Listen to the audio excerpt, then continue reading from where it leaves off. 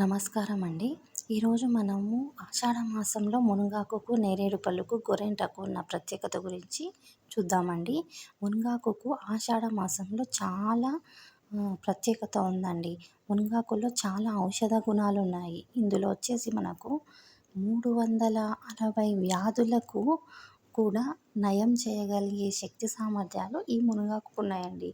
మనము ఒక ఋతువు నుంచి ఇంకొక ఋతువు మారడం వలన చాలా వ్యాధులు, అంటువ్యాధులు కానివ్వండి, ఫ్లూస్ కానివ్వండి, ఇలా చాలా వ్యాధులు కూడా మనకు సోకే అవకాశం ఉంటుందండి.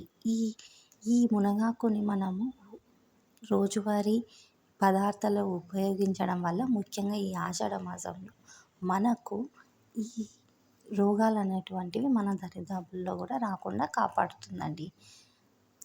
ఈ ఆషాఢ మాసమే కాకుండా వేరే ఇతర మాసాలలో కూడా మనము సేవిస్తే చాలా మంచిదండి మన ఆరోగ్యానికి. ఇంకాను నేరేడు పళ్ళు కూడా అంతే ప్రాముఖ్యత ఉందండి. నేరేడు పండ్లు కూడా మీకు చుట్టుపక్కల ప్రాంతాల్లో ఎక్కడైనా కనిపిస్తే ఖచ్చితంగా కొనుక్కొని తెచ్చుకొని రోజుకు 8-10 అన్నా తినండి. ముఖ్యంగా డయాబెటీస్ పేషెంట్స్. ఇంకాను గోరింటాకు అండి. ఆడవాళ్ళు ఖచ్చితంగా ఈ ఆషాఢ మాసంలో గోరింటాకును అరచేతులకు పెట్టుకోవాలండి. చిన్న పిల్లల దగ్గర నుంచి పెద్దవాళ్ళ వరకు. కావున మన ఆచారాన్ని, సాంప్రదాయాలని గౌరవించండి.